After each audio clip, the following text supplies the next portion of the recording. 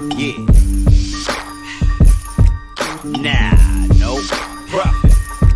Yo, where you at? Where you at? My homie Lou on the mic. Them other hosts need to stop. They ain't doing it right. If you ain't turned in the Lou, what you doing with your life? Conversation so sharp, it ain't your usual night. We got athletes, entrepreneurs, even celebrities. Politicians discuss nationwide discrepancies. Hardcore tackling issues in our community. Spreading all knowledge, creating an opportunity. Tune in live with Liteskin Lou. Tune in live with Liteskin Lou. Tune in live with Liteskin Lou. Tune in live with Liteskin Lou. Liteskin Lou. Liteskin Lou. Liteskin Lou.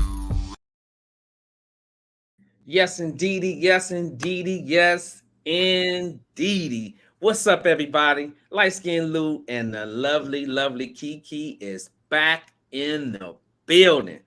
Back with another episode, back with another special guest. I want to give special thanks to Chris, the Blueprint, Glenn, for stopping by and showing that love. And also thanking you guys for your continued support. So as you come through that door, hit that like button. And if you're new to the channel, please, please, please hit that subscribe button. It helps the visibility of the channel. And now, let me give you this guy. It's one of the finest quarterbacks to come out of the DMV area. Former Eastern Rambler, Lackawanna Falcons, Benedict Tigers. He is now the assistant coach at Friendship Collegiate Academy. Straight out of DC, y'all. He is none other than Ronald Trimmer. What's up, Lou? What's up, Kiki? Man, what's up, man? I was so excited that you guys, Kiki, man. I look, I spent my whole lunch break, man, trying to put in my head. I'm interviewing one of my closest homies, man, high school, 30 years in the game. I'm just excited, man. So we're going to jump right into it, man. Let everybody out there. And first of all, I want to say thank you for taking the time. Let me put that out there. Thanks for taking the time because we know you just left the football field. You ran off like you was in special teams and just got in the car and came in kicking with Lightskin Lou and the lovely Kiki, man. So we're forever grateful for you taking the time. Let everybody know, how did this football journey start? I mean, I appreciate it. Let me thank you all for having me on there. I mean, there's something that you have envisioned. We talked about this several times when we linked up, and, for it to come to fruition, that's a positive. And, I appreciate y'all having me on here.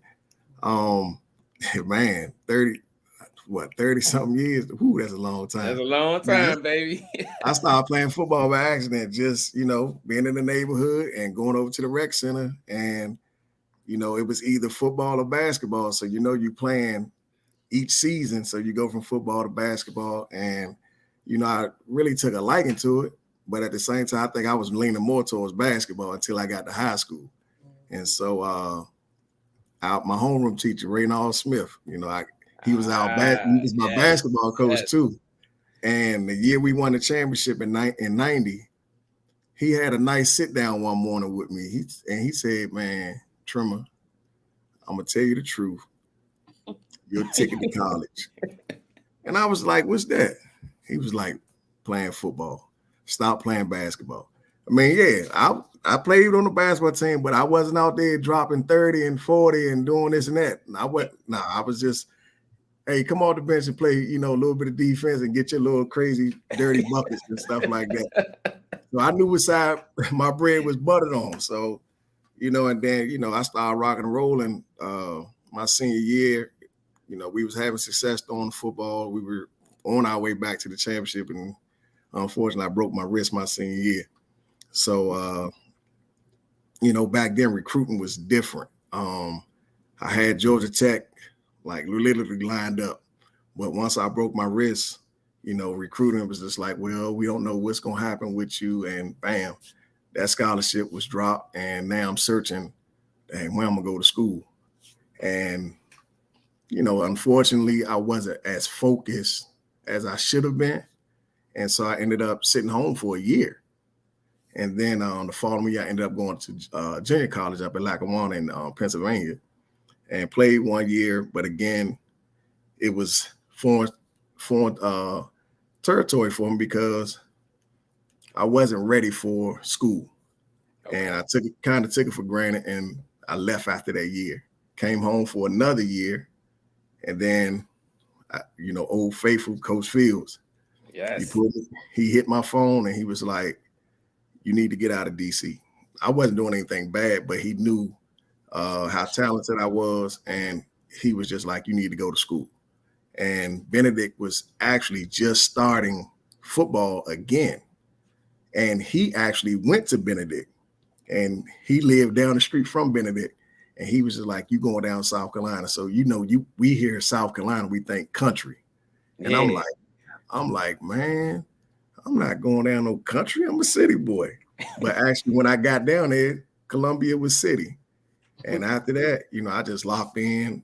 Me and Morton, we went down there on a Greyhound. I had a suitcase in a duffel bag. He had a suitcase.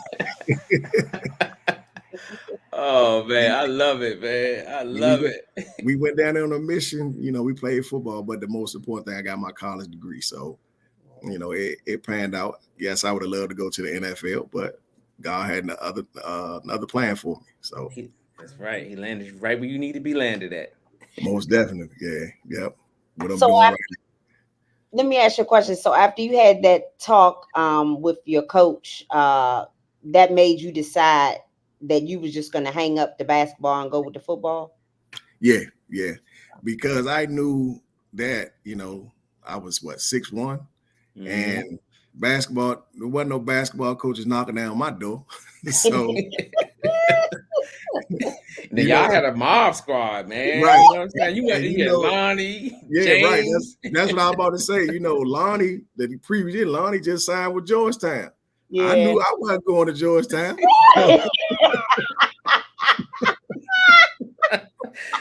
Oh man! Look at you was pretty good though. If John Thompson was recruiting for like a manager or something, I probably would have made it. I wasn't playing at no joke. You see who played at Georgetown? Allen Iverson, all that? No, Victor Page, Churchwell. You Trimmer. Come on, man. My name ain't going that. So I mean, he was real with me. He was just like, he saw that my chances better at playing quarterback. And once I locked in and playing that, like Lou said, I started having fun. And I ain't gonna toot my own home, but it was different. It was different, man. That was different, man. I'm telling you, it was like watching you play both sports, man. I was like, damn, like he playing both sports. And I never got the chance to ask you how tough it was. So I'm gonna ask you now, like, how tough was that, man, playing both sports? Even though you wasn't, like you said, you wasn't a Lonnie Harrell, James Hiller, you still put in the work. You still had to be there. So my question to you is, how tough was that? I mean, when you growing up, you jump from one sport to another season after season. So it wasn't that demanding physically because football prepared me for basketball. Then I'm running. I was playing summer league and I'm staying in shape, getting ready for football. But the only, I guess, difficult part was lifting weights. I played all 3 years playing quarterback at 175, 180, where if I had locked in playing, saying focus on football, okay, I could have added 20 pounds at that time to really put in the work to play football. But it was just like, nah, well, basketball season, time to go. So that's what I was doing. But, at that time, I think it was just more demanding on my academics because I was so worried about, I'm rather worried about practice than getting my butt to school on time. So that's the only downfall to that. But when you doing something you love doing, it ain't nothing stopping you. So jumping from sport to sport wasn't bad. And my next question was going to be, which sport would you say you was better at? But you kind of answered that already because you said you wasn't no long head He answered that right off the break, didn't he? Yeah, I liked being real though. I like that. football was my thing. I that anybody tell you it's football 24/7 for me. Football 24/7, even though my last football game was 1998.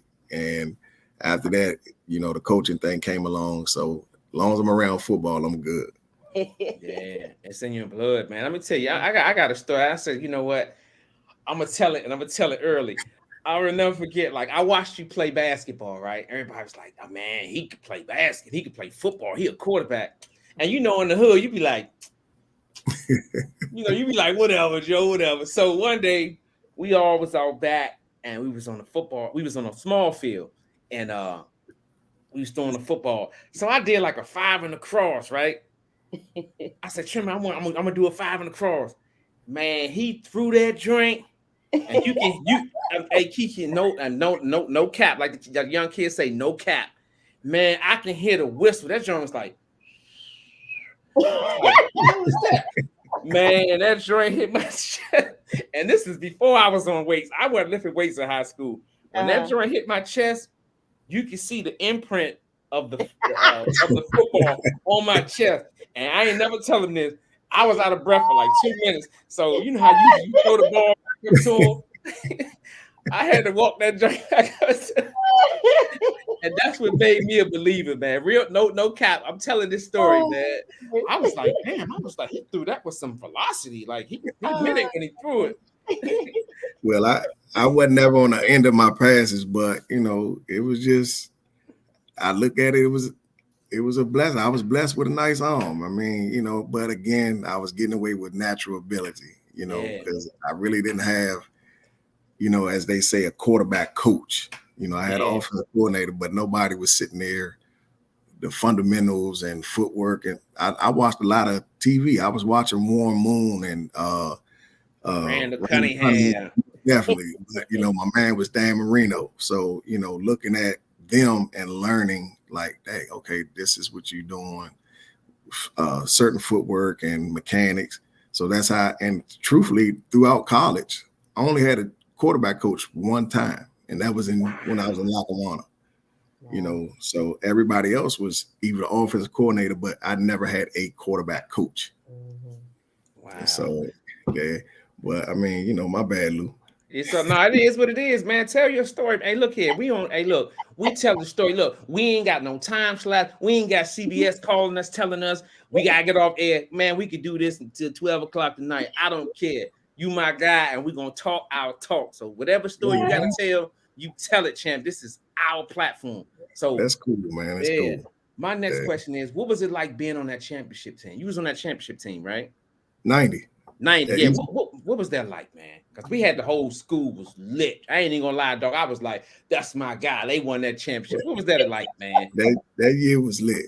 And actually, we lost the first 2 games of the season. We started the season 0-2. And a lot of people, if you wasn't in that circle, never knew how we turned it around. And after the second loss to Dunbar, that Monday's practice, Dirk Plater, he was one of our team captains, and he turned around at the end of practice. He was like, look, I'm calling the team meeting. Don't nobody go nowhere. And we listened to Dirk, so nobody moved. Wow.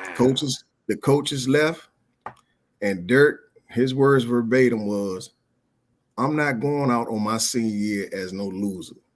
Because the year before we lost to Anacostia in the playoffs. That's when they used to have the 1-game playoff and stuff like that. And we lost to Anacostia after beating Anacostia in the regular season.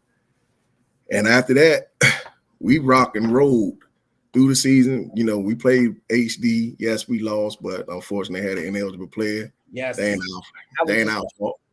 What was that guy named Big World? What was his name? No, Big World? it was Satterwhite. Yeah. So that wasn't on us, but we still had to play games, and we went through the season with that attitude that we're not losing. And how we ended up finding out we got in the championship game, Coach Field was just like, okay, we keep practicing, but we didn't play our last game, right? The next thing you know, he was just like, all right, we're getting ready for the Turkey Bowl. We like, what? So we knew we wasn't coming in there half stepping. I mean, Wilson had a great team. Yeah. And, you know, like most championship teams, defense, they say defense wins championships. And the defense, they ball. Broad Smith, Derek Plater, George Stewart, Dupree, Yes. Kingsland, my best friend John Scott, who's no longer with us, Henry. I mean, them guys, Omar Inky, more like you talking about The squad, man. squad. And everybody was like, no, we gonna play together, and this was what it's about. And nobody ever paid attention. I only completed 3 passes that whole game. 2 of them was interceptions.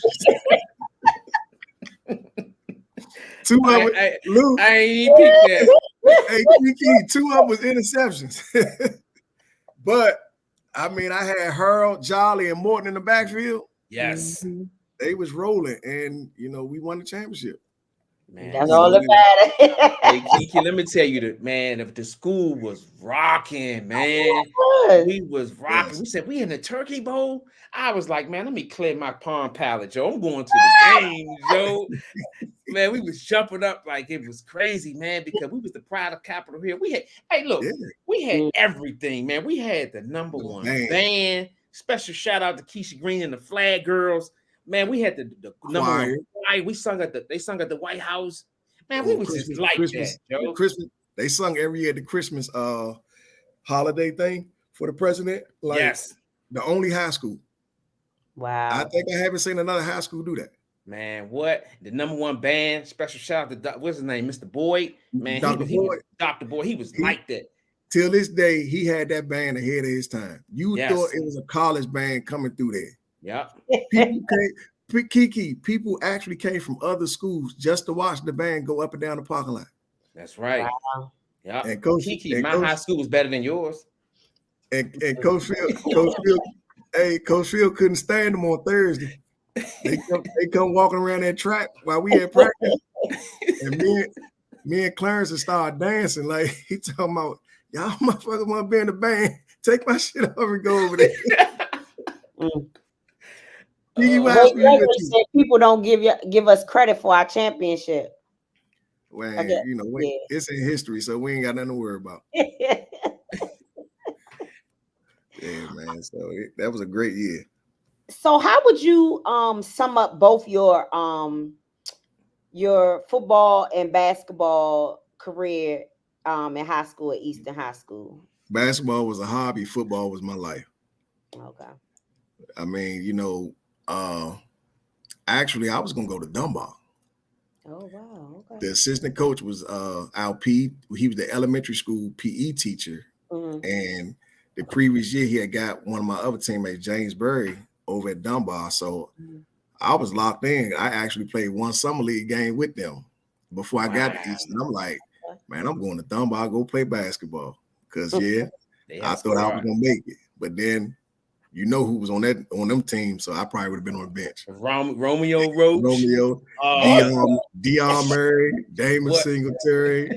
I would have been on the bench. I probably would have been holding the water or something, man.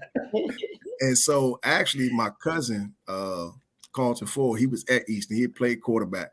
Okay. And somehow, some way, he told Coach Field, hey, I got a quarterback for you. And him and the assistant coach, Coach Muse, actually came over to this was the original friendship that was over there on South Capitol, Livingston Road. And they actually came over to the school. And they took me over Eastern. Eastern was playing Dunbar. Oh, wow. And I met Lonnie because Lonnie wasn't playing. But I'm watching the game, and one of the football players named Jet, Mike Smith, dunked on him, man. And he slammed Mike Smith out the air. They was about to wreck. But the atmosphere, I'm like, I'm coming to Eastern. Because, you know, they used to say Eastern had all the girls and stuff. So I'm like, okay, buddy. I go play basketball. I go play football. I'm going to get me a girl. But Mike Smith, that's the real tall one, right? The animal, yep. He played in the NBA. With his father, right? Lawrence, right? Yeah, yep. Yeah. So Dunbar was loaded. And I don't know if y'all had to do the at that time I was over in Southeast, so my school was blue. And the zone, you had to get the special, the special consideration or whatever. Yeah, so special I had permission. I had to fill out this form. And I had to do 3 forms because I kept going back and forth. So the last form, my mother was like, all right, we're going to flip a coin. And whatever comes up, that's where you going. I'm like, all right, bet. The first one came up Eastern. I'm like, okay. The next one came up Dunbar. She flipped it the third time. She was like, this it. And it came up Eastern. No more second guessing. Wow. So, I was like, That's I'm how locked we got in. with a coin. Yep. Blame my mother. Yeah, that's right, man. That was a hell of a high school career. Because guess what? I was there to witness. We ain't just talking it. I lived it. I was right there, man. Once I saw how you guys were playing, I was at every game, man. I was like, you know what? I'm staying after school. I'm gonna stick around, go up to Al's piece, do whatever, and I'm coming right back to the game because it was just so exciting then, man. Like it was different. I mean, you had guys who loved the sport, and not just at Eastern, but the guys we played against. I think if we had Instagram and all that type of stuff, man, it would have been crazy.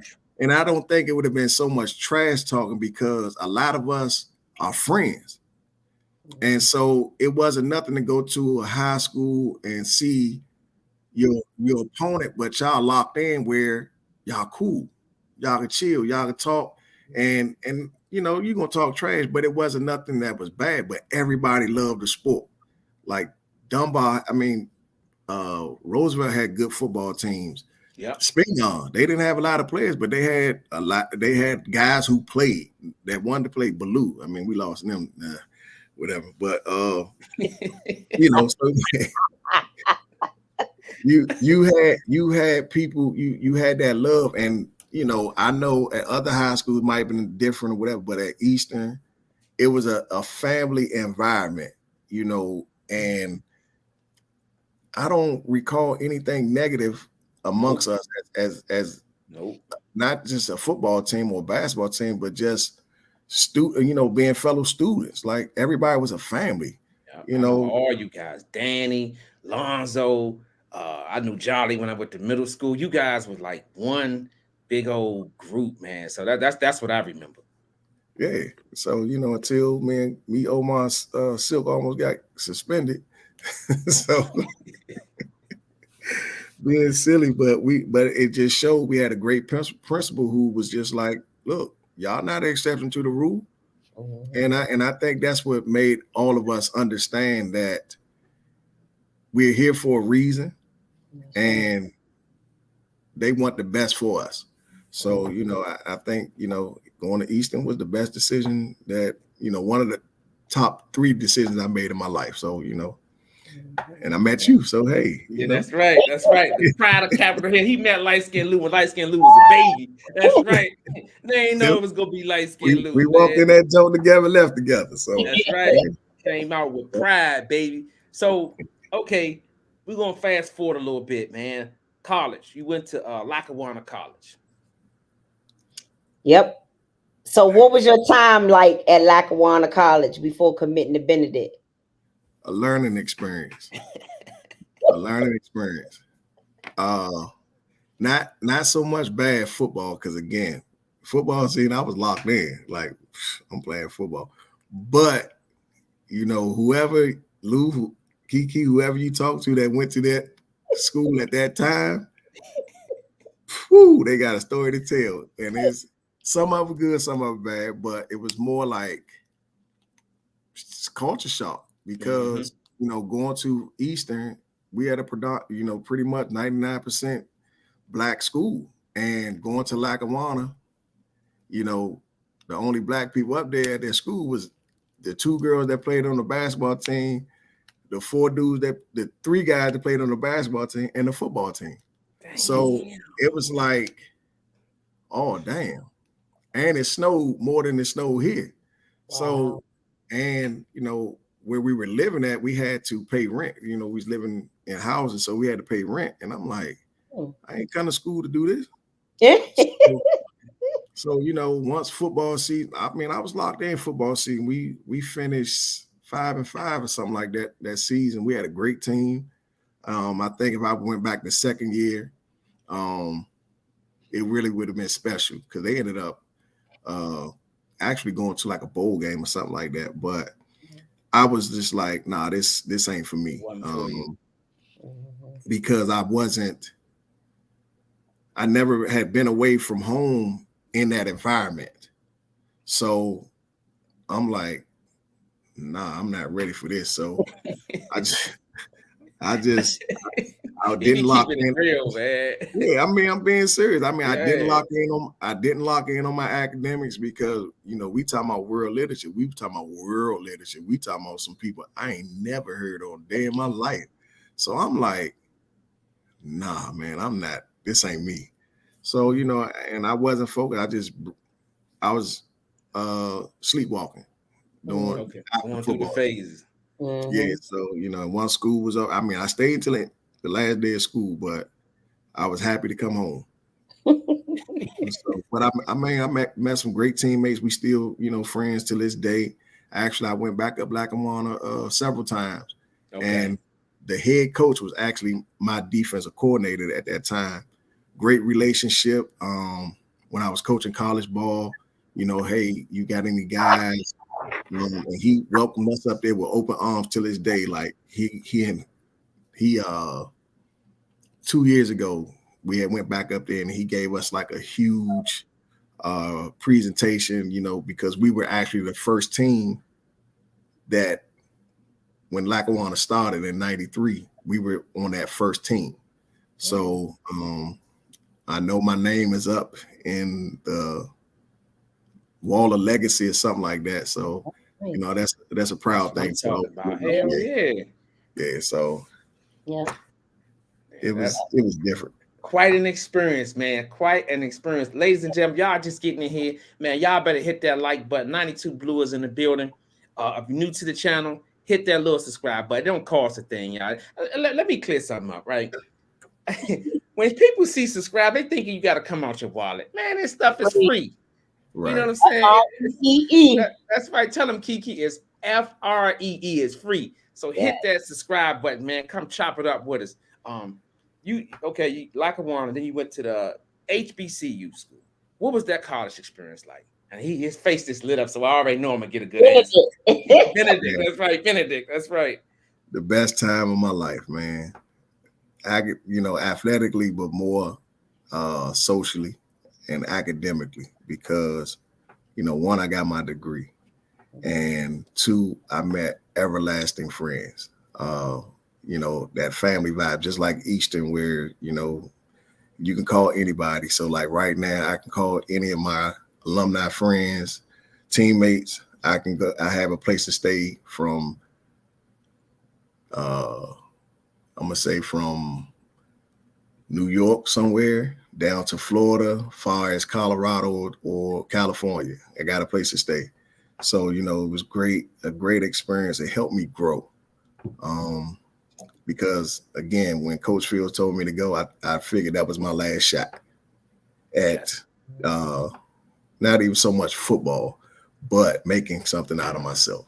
Because back then, yes, you could have a high school diploma and do what's needed to get a job and stuff like that. But I would have never experienced life because, back then what was going on in the city, and unless you played sports, you never had to worry about that stuff. But I wasn't involved in it. But at the same time, what else was I going to do with a high school diploma? So, going down there and taking that journey. And I was actually down there for 15 years. Wow. Went down there in 95. Like I said, me and Morton, and we ain't had 4 bags between us, and ended up with a degree. Once I finished, I ended up coaching football. That's where I started my coaching journey, and some places you're not even fortunate to start coaching on the college level at such an early time. So I was very fortunate to be able to do that. And I can actually say I had my ups and downs, but the one thing before, Coach Fields passed away, he told me and Morton, I don't care nothing about football. Y'all better get that degree. And walking across that stage, man, you talking about an accomplishment that as a race, many Black young men don't get a chance to do. Facts. And getting that degree and seeing my name, I'm like, I did it. Like, so, football that was the only time for Kiki football was secondary. Tell your story, man. That's right. Where is Benedict located? Carolina, right? In Columbia, South Carolina. Yeah. Columbia, South Carolina. We 45 minutes from Charleston. No, we're like an hour and some change from Charleston, 45 minutes from Charlotte. And it's city. The only thing was when me and Morton got down and we saw Bojangles, we like, yeah, they got Bojangles. We good to go. But funny story, we got down there a day early than reporting date. So we went to the carryout. That was the most embarrassing time ever. What happened, Joe? We walked in that carryout, was just like, looked at the menu, like, hey, can I get 5 wings, mumbo sauce, salt, pepper, ketchup? That Chinese man say, mumbo sauce. You don't have mumbo. I said, don't all Chinese places have that? They was like, nah. I said, oh, Morton, man, they ain't got no chicken and mumbo sauce. What are we gonna do? So it was just like, oh man. And then McDonald's closed at 9:00. Mm. So that's terrible right there, man. We used to McDonald's stand up all night. Yeah, so I was just like, I'm thinking going back to the Battle Mirage. You had the Mirage, you can go to right around the corner. And after the club, you riding around in the parking lot the whole night, all hours in the morning. Yes, man, we went to that McDonald's. That joint was closed. I said, "Oh, Morton, what are we gonna do? We ain't got nothing. We gonna make it down here." They didn't mess y'all program up, man. Yeah, man. So, but once we got used to it, it was just like, like I said, it had its ups and downs. I almost got kicked out. Well, Morton almost got kicked out first, and then I almost got kicked out second. And it was crazy. And I got my situation started like a 45-minute fight. And so me and the other football players, we were involved. And man, wow. Just know the president called the all college assembly. So when you in there looking at the college, everybody in there, you got the students over there, and you got the football team sitting in the corner. We look like the little rascals over there, man. Shirt tore. One of my other teammates, his shirt tore.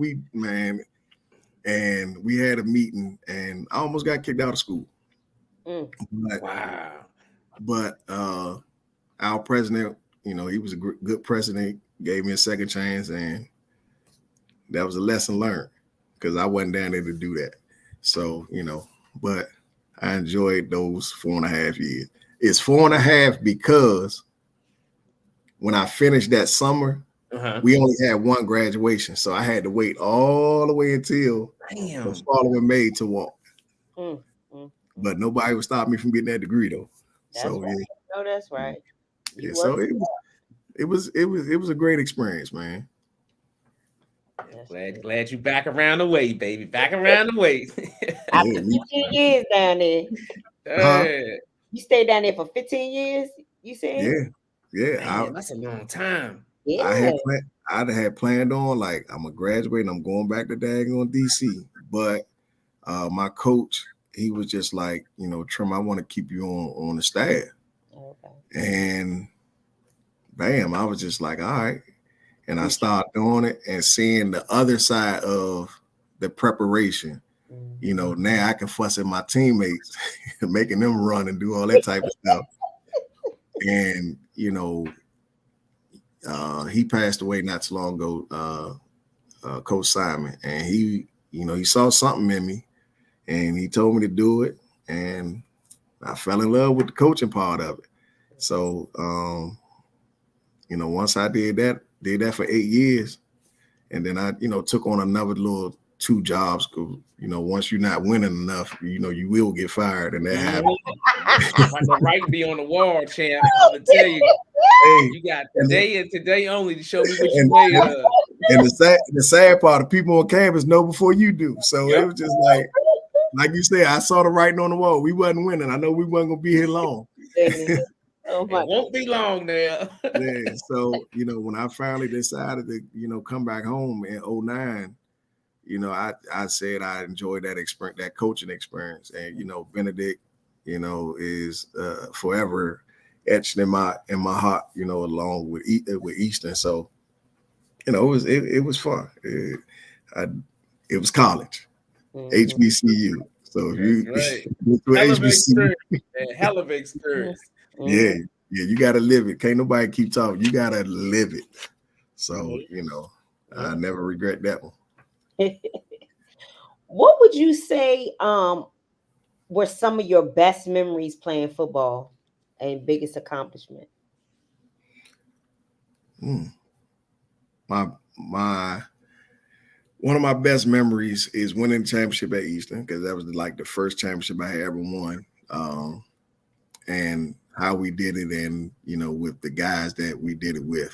You know, we're forever etched, you know, in stone as champions. But that team, you know, for, like I said, how we started the season and how we ended up gelling, and, you know, you can never ever forget that. And I think my biggest accomplishment was the fact that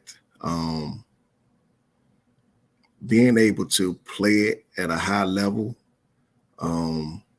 I know I had a dream of playing it at the highest level, which was the NFL, but being able to play it in college and have some success. Again, playing quarterback wasn't always peaches and cream. I mean, I can play it, but, you know, of course, you know, we lost some games, but being able to experience being a leader, being a vocal point to other teammates. You know, some of my teammates, they looked up to me, and I'm like, well, me and you together, we can do this together. But it was just like I was the unquestioned leader. So, you know, being able to do that at that highest level, because again, with recruiting, back then, it was so many talented guys that a lot of them didn't have the opportunity to go to college and go play. And with how recruiting is now, it's just like you can be 6'1" and you look good, a coach gonna give you a scholarship, or at least give you a chance. So, you know, playing it at that time, I was fortunate. And I didn't want to be one of those guys. And, you know, I'm quite sure, Kiki, you know, I don't care if you're a female or whatever, but I'm quite sure, you know, a lot of guys that were very good in high school, but never did anything else after high school, or never had that opportunity. Yeah. So that's my biggest accomplishment, you know, playing a sport that allowed me to, 1, get a college degree, and 2, to open doors for me. You know, because outside of coaching, you know, having a degree, I was able to, you know, land a job where I'm teaching right now. Never thought I'd be a teacher, but, you know, I can say it took me a long way.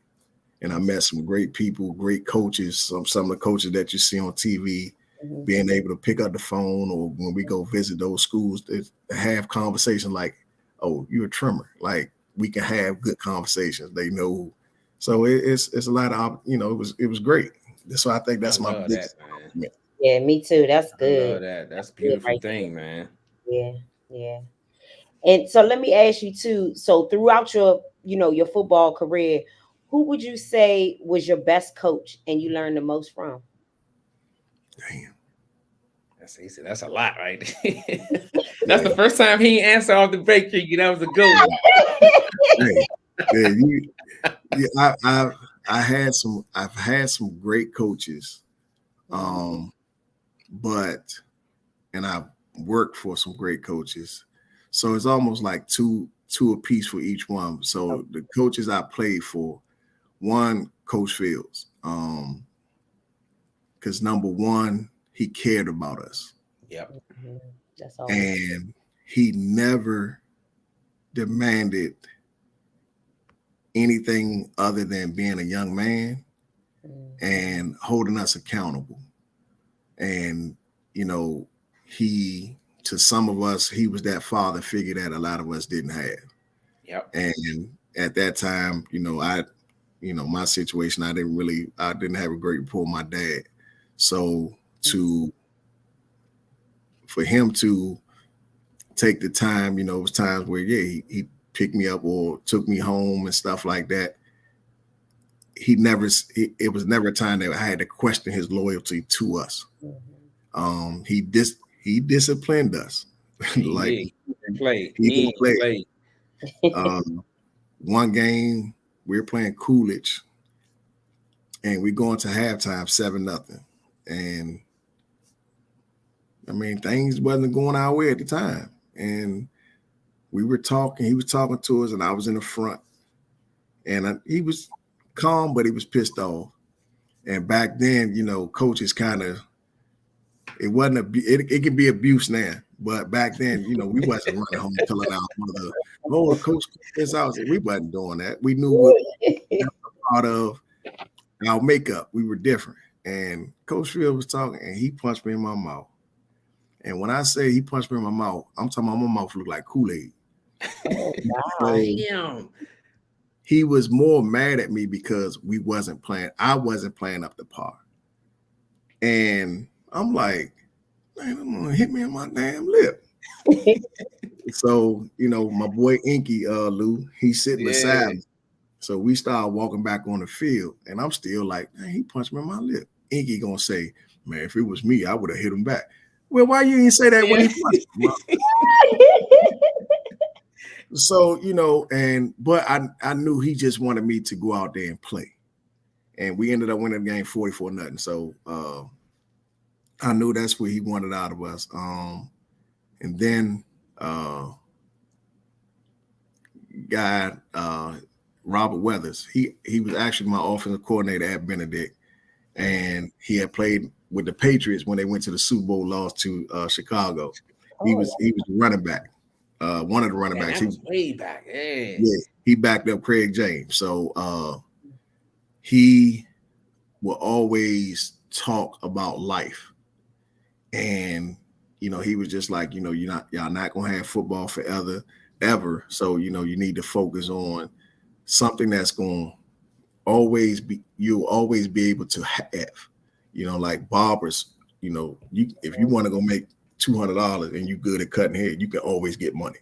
Yeah. So he said, don't waste being at this school because college costs money. And he said, don't waste it. Don't waste it. Yeah, and, he's like, you're not down here just to waste time. So he always talked to us about life lessons. And, he was a good coach. And, he's always left that impression on me. Then two guys that I work for, John Hendricks. He was when we got fired.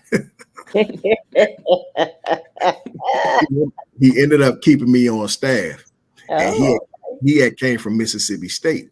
Oh, he came from a Division I program, so he was about this and about that. And he was a stickler of coaches doing their job. And again, he was about life, but also he was more spiritual. And we used to have Thursday morning devotional, coaches devotional. Oh, wow. That's tough. Yeah. So, he opened my eyes to being more spiritually inclined where, of course, yeah, I went to church. I'm not, foreign to it, but to really sit and have those conversations relating life to the Bible and stuff like that. And again, he showed me how to be a coach, preparation, I like that. being leading a program. We sat down, we had our coaches meeting. If he said the bus was leaving at 7:00, 7:00, 7:01, you late. Bus is gone. Wow. He was a stickler, but again, he cared about the players and making sure he had men of character. He stressed that, and then just it fell over into coaching. Like, this is what you need to be doing as a coach. And he always left a great impression. Then right now, the coach I work for, Coach Hunter, at French, man, Coach Hunter, he might be watching. If he is, I ain't never telling this in person, but what he has shown me over the last 11 years, his biggest thing is make a way. There's not a such thing, I can't do it. Hey, make a way. And he always stresses to our players, like, when you have a family, you got people depending on you. What you gonna tell your child? No, we can't eat tonight. So his thing of attention to detail, he always stressed about being on time, holding the players accountable, but also how can we hold the players accountable if the coach is not accountable?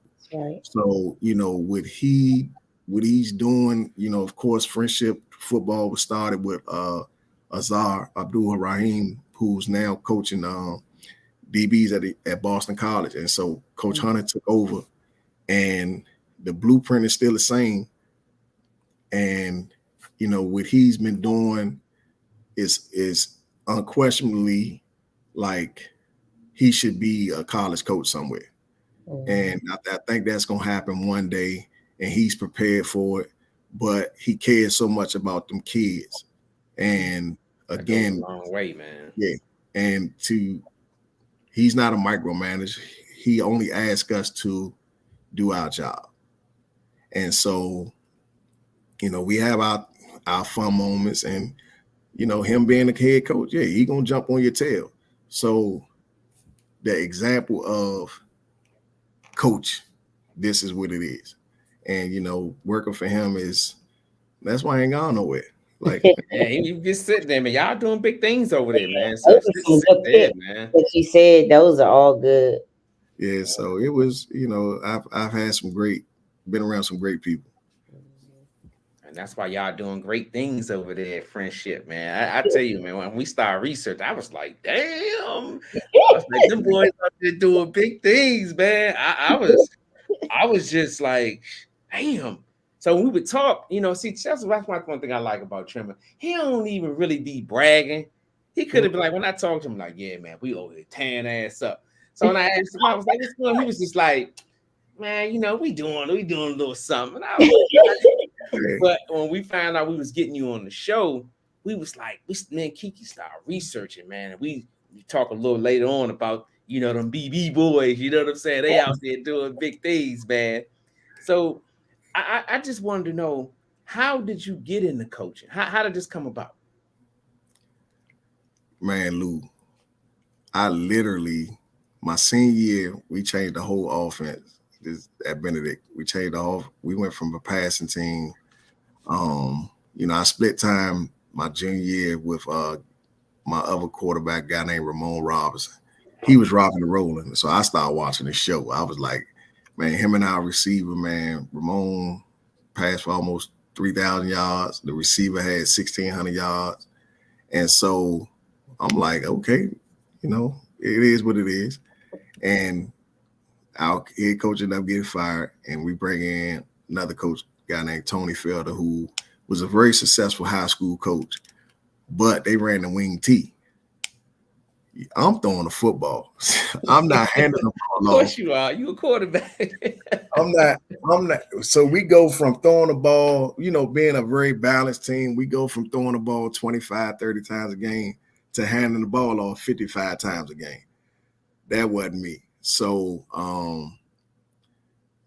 that my senior year, I was just like, all right, I'm on scholarship, so let me finish what I started. Okay. So the last game of the season, the guy, Coach Simon, the last play of the game, he turned around. They called a timeout. I'm just standing right there. He said, Trimmer, what we going to do? I said, what? I'm looking at him like, you the damn coach. So he was like, what you think we should do? And I called the play, and it worked. Touchdown. We win the game. And that's when he was just like, man, Trimmer, I really think you should, think about coaching. So I actually, when I finished playing, I was time left in school because I went to Lackawanna. So that cut my football time down. Yeah. So I actually only had played 3 years at Benedict, not 4. But I had that extra year of school left. Okay. So I ended up becoming a student coach. And no, I wasn't in there calling the plays. I was still just coaching the quarterbacks. But they I just finished playing with them. So it was kind of different. But it was fun. So I would imagine that's a little awkward. Yeah, you just get off the field and now did they how long did it take for them to respect you? Like, be like, damn, we gotta listen to them. Because I was the quarterback, they always respected me. I never had any brushback from my teammates. They understood it, and I didn't go try to just come in there and try to be all demanding, like, no, you ain't do this, so you run. No, I wasn't doing all that. I was learning. And once I graduated that following week, I was signing my contract to start coaching. And really that first year, coming from playing, I didn't see this other side. I didn't see what it took, the X and O's, the meetings, to try to, all I did was, okay, this the game plan, let's rock and roll. Practice, let's go to a game. But now you talking about sitting there game planning to this and that, learning how to look at film. And so it was like, wow. But fortunately, we had 3 former NFL guys on that staff. Dwayne Harper, he played corner for San Diego. Edwin Bailey, he played offensive line with Seattle. And y'all, well, you're a Dallas fan, so it ain't gonna be mad. Kiki might be a Commanders fan, but we had Charlie Brown on the staff as well. So, it was just like, okay, I'm learning how the pros did it. And so it was me just going through the motion, like learning. And the following year, the third game of the season, the head coach ended up firing Charlie Brown. So we ain't had no offensive coordinator. Oh, wow. But bam, Trimmer, Trimmer, you calling the plays next week. I said, what? So I'm literally like, damn, I'm about to call the plays. So that whole week, I'm doing what we normally did. I didn't change any plays or something like that. And we ended up playing Miles College the following week. Man, Lou, I started dialing it up. She started falling into place. Joe, after that first touchdown, I was like, oh, I can do this. It's easy. And, we had started the season 0-2. And literally, we lost that game against Miles, but we had 400-some yards of total offense. Mm. And I'm like, damn. And the next week, we played Clark, Atlanta. Oh, shit. Man, Lou, Kiki, I dialed that stuff up, man. We were going up and down the field. We had 565 yards of total offense that game. Oh, wow. And so it was just like, okay. But I still wasn't sitting there like Eric Bieniemy. I wasn't doing all that. I had my plays, but the team meeting, the offensive meetings, having the meeting with the quarterbacks, it's like, okay, we're going to do this in practice, and that's it. We were gone. So I was just getting by off what I thought I knew. And so, but I had talented guys who made it work. And unfortunately, we lost the last game of the season. And at that time, it was just like, we got fired. Damn. So, Like just like that. After you man, gave it, hold on, you did 500 yards. So they just like, look, y'all just gone. you know, when schools only worrying about wins and losses, they don't care how many yards you had. You know how it works. Yeah, I know. Yeah, I know, you man. see it every year. I mean, Them 500 yards. I love stats. I'm my bad. I love stats, man. I love Yeah. stats. 500 yards don't win you no extra year, and they ain't gonna keep paying a coach $100,000 and you losing. So and unfortunately, we got fired, but that's when the guy Coach Hendricks took over, and we had good success. And I was coaching quarterbacks and ended up coaching running backs, which was a new experience. I never played running back, and trying to coach a running back it's a different instinct than playing quarterback. So I'm trying not to get hit. They got to get hit. They got to run the ball. That's their job. That's their job. Yeah. And so, but again, that was a challenge for me. And I was very fortunate to have two good running backs. And at one time I had a stable, I think I might have a picture on Facebook where I had 6 running backs that could play anytime. It wasn't it wouldn't miss the beat. And I'm sitting there like, how do you give all these guys a carry? But, I made it work, and I felt very good learning a different position. So, once I locked in, and here it is now. Like, I love it. Yeah. I ain't got too much gray hair, but it's always been the right situation. When I left Benedict and moved back here, I did 1 year at Friendly, 1 year at Anacostia with Big Terry. Okay. And then I went over there with Zah and never looked back.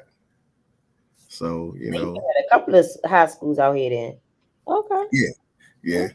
So it wasn't bad. But I never thought I'd be coaching. I never saw coaching on my radar. And you love it. Yeah.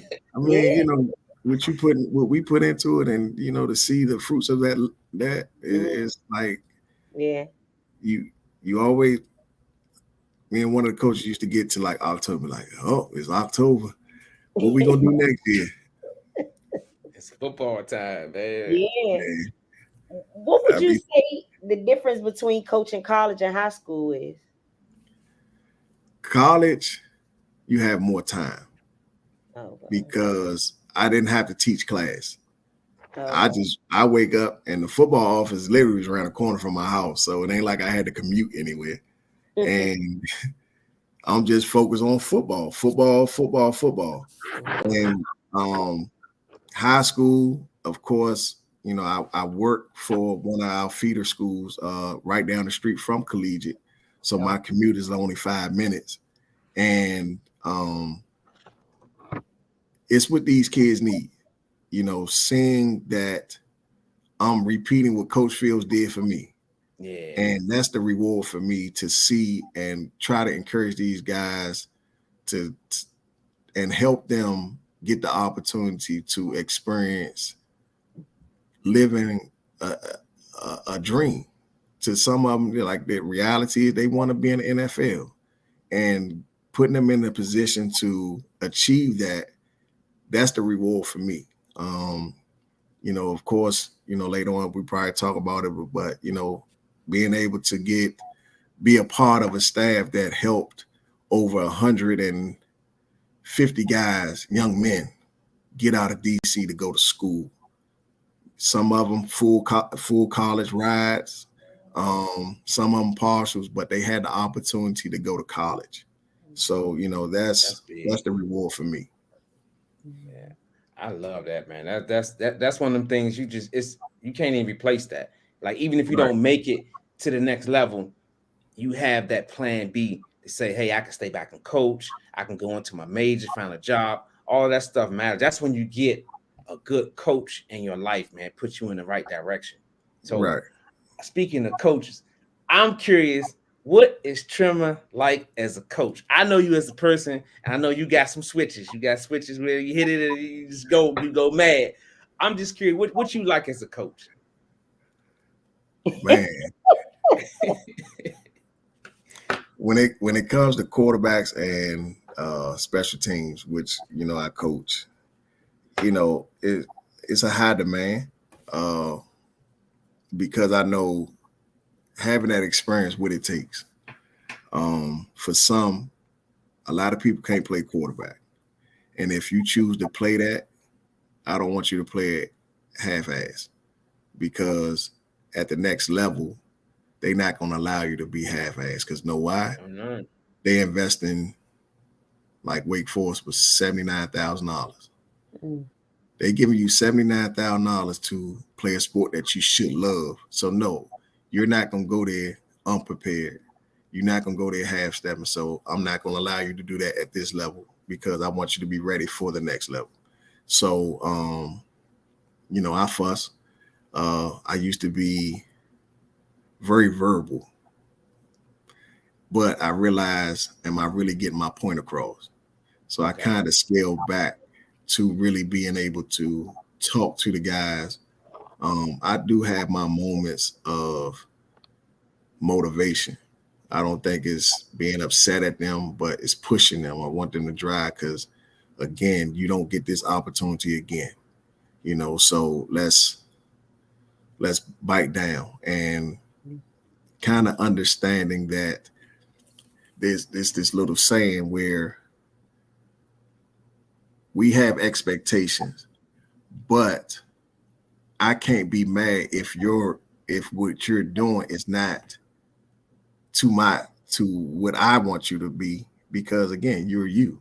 So I can't be mad at you. But if you're trying, I'm cool with it.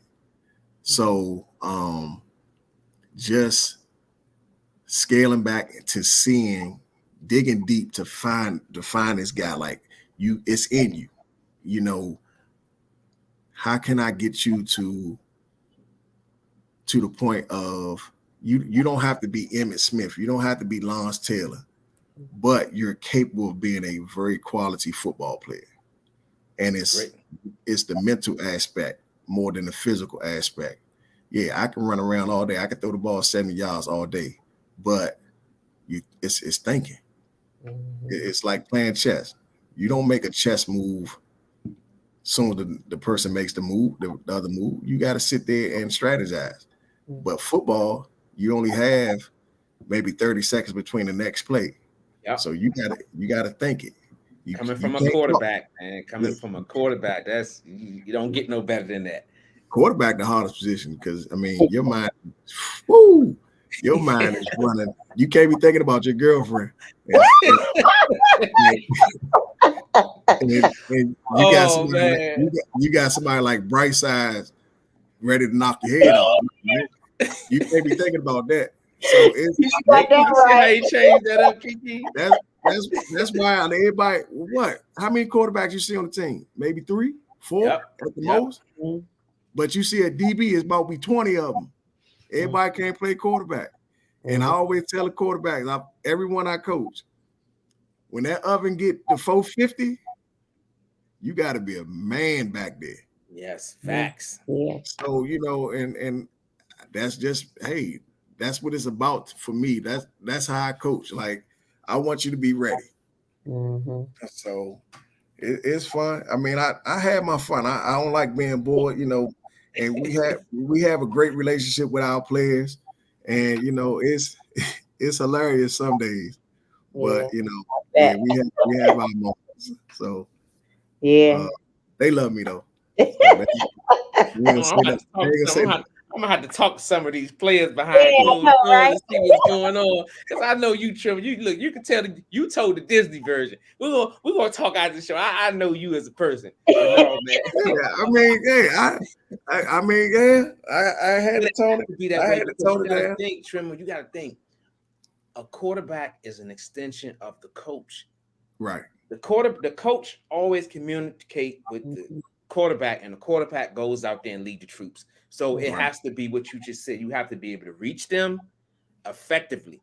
You can rah you want, but did he hear it?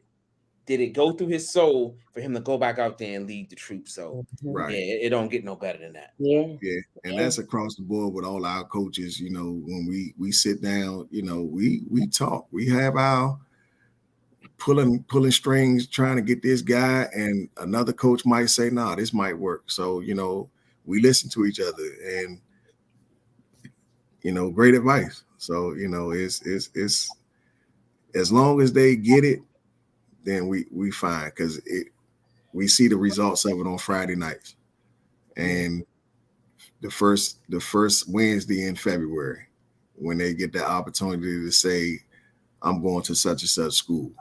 So, you know, we know it worked. Yeah. Yeah. So everybody, for y'all that don't know, Coach Trimmer is the assistant varsity football coach at Friendship Collegiate Academy, quarterback and special teams coach. So what I want to ask you is, what is it like coaching a championship team? DCS AA Division AA champions, 4-time champions back to back. What is it like? He gave him the Thanos hand. He like this. Right. Yeah, we got five. So that's 5. It's a lot of work. Okay. You know, because again, people see what we do on the field on Friday nights. We're fortunate that we do have some parents that come and watch practice, so they see what goes into it. Mhm. But you know, it's life. You know, because all these kids, you know, they have great situations. Some of them don't, and so it's about the whole child, the whole kid. And these kids are putting themselves in a situation where, with so much going on in the streets, they got to worry about their academics, whatever's going on at home, and then turn around to come out there on Friday night and give us their all physically, mentally. Yes. You know, it's easy when the game over and we won, but that preparation is different. You know, just coming into after playing Gonzaga on Friday night, you know, we were pretty banged up, and you got guys still like, okay, I'm sore, I'm bruised up, but they putting their helmet or shoulder pads on in practice. And honestly, we haven't had a full practice in 2 days, you know, because guys getting treatment. We trying to get them healthy. Not no major injuries, but you know, just where it limited us to really have the whole team at practice. So, but they coming out there and you know what? I'm good because they want it. They love it. So, and we never gonna put a kid in a bad situation. We got a hell of a trainer, and so if she say this guy can go, then okay, we good. But when she say he can't, nah, we not going to disregard what she say. It's next man up, and we've been fortunate that again, you ain't got to be the best player, but we're gonna put you in the best situation for you to be I like that. be successful, as Yeah. long as you give us your best effort. And over the years, it has paid off where we won championship. I mean, we were fortunate to win a championship. Last year, you know, we played 2 quarterbacks throughout the season, and it wasn't a drop off. The next man was ready.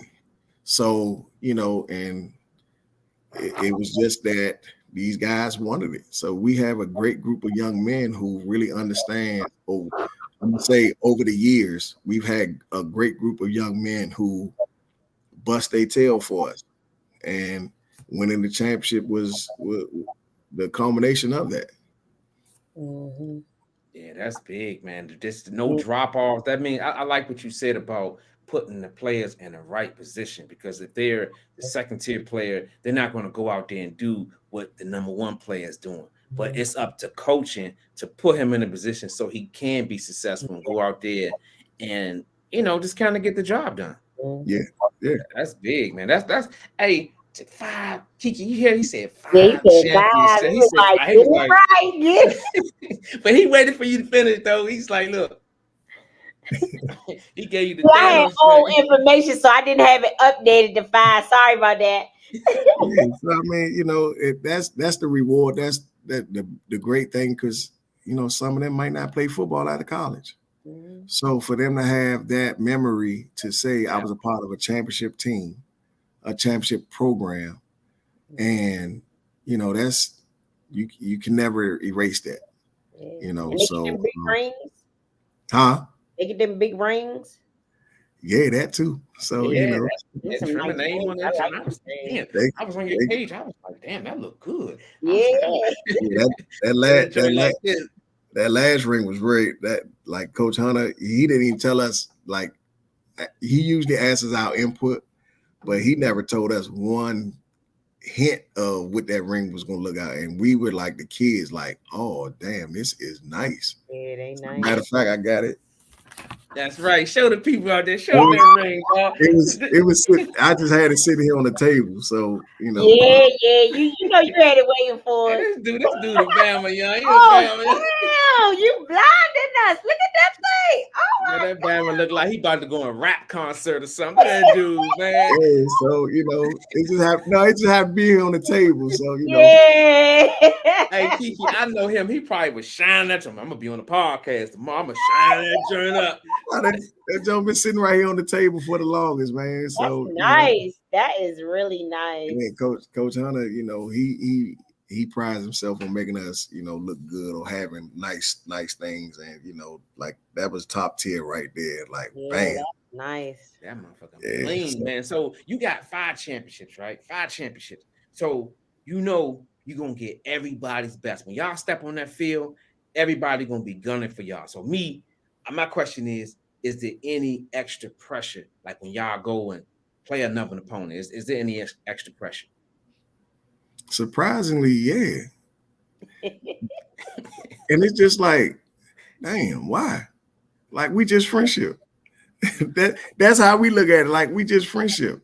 But of course, because some people, look at it as being the standard, because we're not a private school, and for what, if you know our story, you would sit there and be like, well, why everybody want to beat friendship? But it's just like, it's special to wear that F. And we know for some odd reason, beating friendship is the thing. And we're like, huh?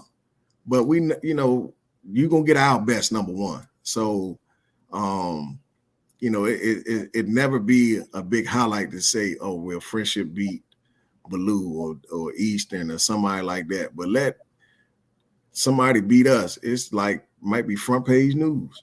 And wow. So that's pressure, man. So we let the guys let them know, like, yeah, people gonna come and put on their best gear to come play us. So we got to be prepared, but we don't change who we are just because we feel like we got that extra pressure, or we know that somebody gonna bring their A game. We're gonna bring our A game all the time. So and it makes the game fun because we like to play competition. From our schedule, we just don't play down, not knocking any other program, but we measure ourselves against the Gonzagas, against the Mathis, and before and early on, we used to go out of town to play a lot of games because we wanted that test. We thought our guys were very capable of playing these schools. So we went to New Jersey, we played in Florida, we played in Ohio, and so we feel like.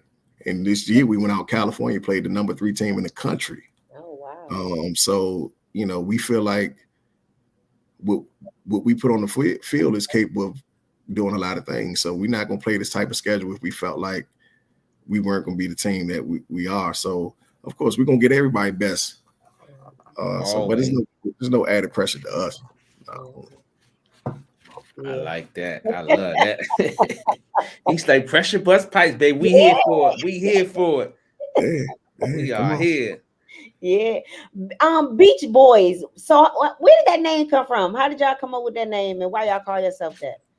Woo-wee. All right, so Actually, I got my pen down, man. I'm writing all this stuff down, man. so when I got there in 2011, you know, the school was formerly Carter G. Woodson. So when Azar thought about starting the program, you know, it's a park. It was a park right behind the school. So you can walk out the back of the gym and be on the park, you know, be on the field. So over time, practicing out there, it wasn't like it was the ideal practice field. And when I got there in 2011, you know, I met with Azar and, all right, come on, we going such and such. And I'm like, all right, where's the field at? They said in the back of the school. When I went out there, you know, being at Eastern, we had a practice field. We had a practice field. So I'm like, damn, we practicing on this. So it was grass and dirt. And so whenever it rained, it looked like a swamp back there. No lie. Summertime, and you know, summertime on those dry, hot days, dust. I mean, you will come out looking like the Keebler elf, chalk dirty on one side, playing on like socks. I mean, you had coaches out there in boots just because the dirt, the dust. I mean, it was not ideal, but our guys bust their asses on that field. They didn't make any excuses. So again, when it started raining and it got sloppy out there, one day one of the guys was just like, man, it's like the damn beach. And bam, damn Beach Boys came up because that's what we had. We didn't have no locker room. We didn't have no practice field. We didn't have no lights. Yeah, you know, we had parents who drove. You were able to drive up and sit along the side of the practice field. And, you know, it started getting early. When the daylight saving time change started getting dark early, they used to turn their car lights on. You know, and we made it through practice. And no lie, we never had any major injuries on that field. Wow. That's a little bit of luck and everything, man, for real. So when they throw that moniker out there, we got it from the mud. We got it from the mud. You know, it was just like Swamp City back there. You know, one day it got so bad, we turned it into fun. You know, the players started sliding through the mud. Even Coach Hunter didn't slid through the mud. But, you know, the guys embraced it. You know, we didn't make no excuses to say, well, we can't practice and okay, nah, we're not gonna do this. They stayed out there and practiced. They made it happen. So it was something that just stuck. And, you know, seeing the F, but then knowing that the F represent the Beach Boys, it's something. So it's something that represents that everybody that been through friendship who practiced back there on that field, and the young men that graduated that went on to college or who just started working regular jobs. You know, we got some firemen, we got some police officers, you know, so it represents them because they went through it. You know, the young men ran, we got the stadium. So they kind of, we say, spoiled because they don't have to worry about getting dirty doing practice. But that ain't spoiled though. That's just reward. Yeah, that's just being rewarded, man, for hard work. I don't think, honestly, football is not a sport where you can play on the field like that, not supposed to. You know what I'm saying? So I just think it's rewarding for all the hard work and, you know, and things that you guys have to face and fight through. That's my thing. Yeah. So I mean, you know, it's YouTube, like Time Magazine, the NFL did a special on us back in 2012. And if anybody want to see that, you know, they can go to YouTube and pull that up. And, you know, they had us on there. And he talked about the things that we faced. But, you know, on Friday night, you lined up, you wouldn't think we didn't have a weight room or we didn't have a practice field, you know, because they didn't make any excuses. We always said toughness beat talent. And being on that beach, made us tough. Yeah, man, that's tough. Time magazine. Time magazine and NFL. Okay. But it's on YouTube. You can just type in Friendship Collegiate Football, and it should pop up. I'm definitely gonna look it up. Yeah, we're gonna. Hey, look, she gonna. Hey, look. As soon as we get off the air, she gonna go and look that joint up. Watch. She gonna know more about you. You know about yourself, Trim. Watch what I tell you. Yeah. Man, if y'all just get in here, man, y'all better hit that like button, man. Coach Trimmer of the Beach Boys is in the building. He just told y'all the story on how the Beach Boys came about. I didn't even know that. I'm finding out stuff new every day. I had no idea that it was going to be something like that. I thought it had to do with something else. I had no idea it was going to be that. I like that. Yeah, that's good. So there's a few questions in the chat, Lou. Yeah, go ahead, Kiki. Go ahead, let them have it. 92 Blue is in the building, y'all. Just in case you wanted to know. Let me see. I know somebody had asked early on about your oh yes, Kevin. He said, Coach Trimmer, who's your NFL team? The Raiders. The Raiders, okay. always been a Raiders fan. Okay. Raiders till the day I die. I know we ain't doing too good, but I always told Coach Hunter I said we're gonna make the playoffs or the Super Bowl before the Commanders do. So yeah. Well, most people in here will be glad you didn't say Cowboys. I'm sure of that. Most of the people in the chat. Oh, sure. Yeah, most definitely the Raiders. And then it was another one from Eddie B. Let me see. Or was I know Notary Lady had a question. Okay. No, hers was first. So Notary Lady wanted to say, she said, ask Trimmer about those dishes that you post. Where did you learn to cook? Oh, here we go. That bama be posted, man. Man, I always, I practice, being in South Carolina. I mean, I was living by myself. I ain't had no family, so I had to cook. I learned it. So, and plus, blame that on the air fryer. The air fryer works wonders. Trust me, that air fryer. I know it.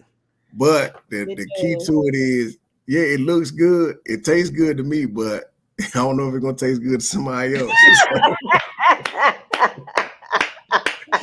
Oh man. So it looked good. Yeah, I be practicing. I be sitting here, now I don't smoke no kitchen up and stuff like that. So YouTube and sometimes watching my mom and so I just learned how to practice makes perfect. Mm-hmm. I still don't know how to make no macaroni and cheese, but some chicken and some I can do that. I just actually started steaming my own crabs. But I mean that's easy. That's okay. Wow. Yeah, so I'm getting it, but YouTube and air fryer. That's the best thing, baby. Yeah. That's the best gift she ever bought me. She bought me an air fryer. Man, that's the best gift I ever had in my life, dog. Man, that air fryer. I told you. That's why I got it.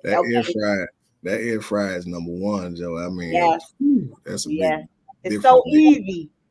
Yeah, you ain't gotta worry about no grease. Let me ask you this. Do you put aluminum foil in your air fryer? No, I have the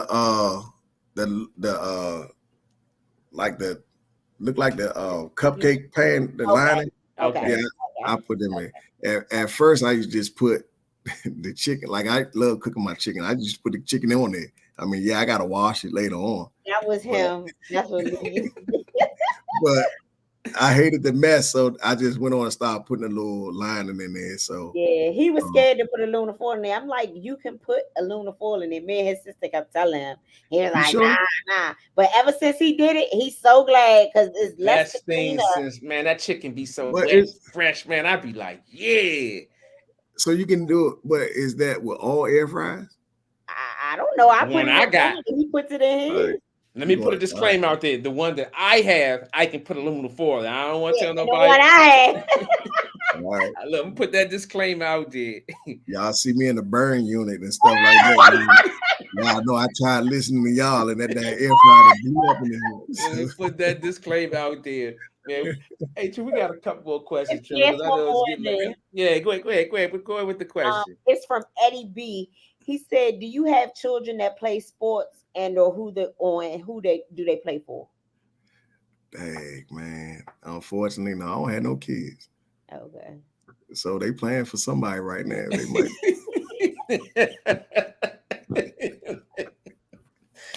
Oh man, I see I you lied. still It's got one more. jokes, man. There's one more question. All right, go ahead. Jamal wants to know, who do you think was the best QB who ever played in the NFL and DMV? Okay. All right. In the NFL, the best quarterback I think ever played was Joe Montana.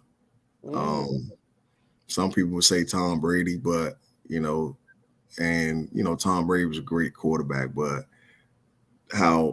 what I saw with Joe Montana, Yes. You never seen him. You never saw any emotions. He always maintained his calm. Yeah, he was surrounded by some great weapons: Jerry Rice, John Taylor, Roger Craig, stuff like. But you still got to manage the game, and his demeanor and his approach. He will always be my top quarterback. DMV, me. No. That's right. Hey, look, shoot your own horn, dog. That's right. Toot that horn. I sent him that doctor bill. He ain't paid it yet. He dislocated my chest cavity with that 5 in the cross pad. I'm sending you the bill, champ. My chest, look, my right side is bigger than the left side, man. I'm telling you, man. Nah, but to me, hands down, yeah, I can be mentioned. But playing quarterback in the DMV, times were different. But it was two guys that stood out. One was Henderson Mosley. He played at HD Woodson, and he just passed away maybe 3 years ago. And being able to see him, he was 6'4", 6'5", with a cannon. But he was a dual sport. He played baseball. I think he did get drafted in Major League. I'm not too sure, but he had the great potential to be there. But again, with prototype quarterback now, that's what he was then. But he was ahead of his time. And black, of course, we know is black and white. Black quarterbacks wasn't getting the opportunities that are presented to them now. He ended up going to Central State, but he could have easily played at Florida State, Miami, Alabama, because he was that good of a quarterback. He was just ahead of his time. And then it was another young man after me. Unfortunately, he passed away before his senior year in high school, maybe right after senior year, named Ricardo Gibson. He played at Anacostia. He had it. He had it. Like he would have played at a high level somewhere. And playing with Anacostia with Stu, if he would have went to a big school, he would have had it. He had it. Like demeanor, skill set. Like he was here. And a lot of people say Byron Lefford. I wasn't in DC during Byron Lefford's time, but being able to see him when he was at Marshall, and who would ever forget that dog where he broke his ankle, but he didn't come out the game. He had his lineman, and so to see what he did at Marshall, a lot of people would say they were here during that time, but I unfortunately I wasn't. So it'll be Henderson Mosley and Ricardo Gibson and me. So, yeah, that's right. That's right. Put my man Trimmer in there, man. Put him in the books. I look, I got maybe one or two more questions, man. I can't get you out of here without asking you. This is something that has took the NCAA football to another level. Deion Sanders, his impact on college football. I'm just curious, because we never talked about it. I'm just curious of your thoughts. Well, everybody know Deion the player, and what he represented, he was confident, and everybody, is quick to kind of be at him where they want to see him fail. Mm-hmm. But all he's doing is changing the norm. And what's wrong with changing the norm? He's not reinventing the wheel. He's not saying this is how you should be a head coach. No, he's doing it his way. What's wrong with that? Nothing. Exactly. Black and white again. Black, I love Nick Saban and them. They do it their way. Mm-hmm. They not as flat. He chooses not to be flashy. He chooses to do this. Then fine. Nobody questions him when he was on the sideline in his sports coat and stuff like that. But Dion is Dion, and you hired him to do a job. That's be a head coach. So you knew all this coming. What's coming with him before you said sign this paper. Yes, but he's not doing it the wrong way. And some people were taken back by when he first went to that school and was like, I'm bringing my luggage and his name Louis and stuff like that. Mm-hmm. I kind of was on the fence with that because you're saying this, but are you giving the other guys that were already the same opportunity you are going to give somebody else? And, his thing was, y'all were here when it went 1-20 something over the last 2 years. Mm-hmm. Mm-hmm. My thing was it the players or was it coaching? So that's where I was kind of on the fence, but I understood it because on the flip side, he can get fired. Why? Because of the players. Because the players at the end of the day have to carry out his plan, but at the same time, he got a job to do. And if I got to bring these guys in to help me do this job, that's what I'm going to do. That's what you hired for me. Now the fanfare, when USC had Reggie Bush and all them out there and Southern Cal, they had celebrities at them games. Yeah, they did. Matt Leinart, man, that was like Hollywood out there. Yeah, on the sideline, actors. But okay, Dion took it to Colorado. He has great support. So, and most of those guys, NFL guys. So why not? What's wrong with him doing that? And again, like he's not doing it in the wrong way. He's not cheating. He's not saying, okay, I'm gonna step on this coach's toes to get this player, whatever. The guy, we're in a time where kids are drawn to the excitement, the not the flash, but what's the best opportunity for me? I want to experience playing with Dion. Mm-hmm. Okay, everybody always before Dion, where everybody was going to school at? Alabama, Georgia, Florida State, Miami. Mm-hmm. Now, Colorado got a coach that can bring those type kids there. So what's wrong with it? Exactly. But still, those same kids still can go to Alabama. Alabama gonna get who they gonna get. Mm-hmm. So Dion doing it his way, and it's no rules to say this is how the head coach should be. This is how the head coach should look. Mm-hmm. So he doing it his way.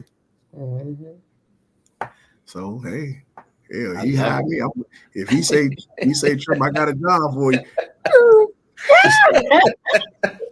Man, go. Yeah, man. He doing it the right way. And I for me, I just don't like for them to make it seem like he's doing something like you just stated that other coaches aren't doing it. They doing the same thing. Well, if you can get a celebrity to come in your game and up your what's the name and get your players up, why not do it? Right. Why not do it? Because Kiki pissed.